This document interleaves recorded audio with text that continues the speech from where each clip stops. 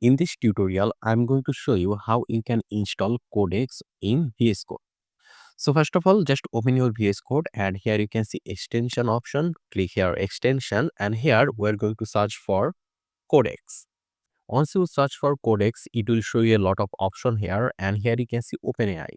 So you need to choose this option with OpenAI. So you need to click here and here you will see the install option. Click on install and it will install Codex in our Visual Studio Code.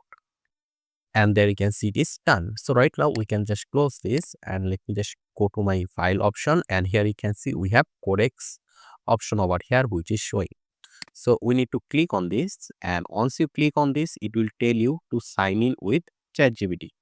So I'm going to click here sign in with ChatGPT and it will open in the browser. So here we need to log in. So I'll choose Google and I'll choose my Google account from here. Then click here continue and there you can see sign in to Codex.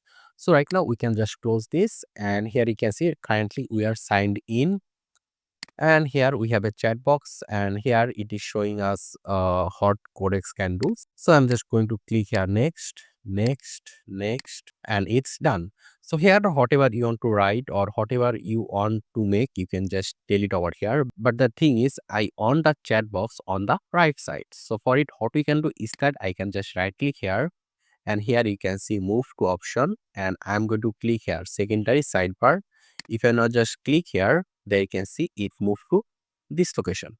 So yeah, right now we can create a folder and using Codex we can create any kind of project. So yeah, that's how you can install Codex in VS Code.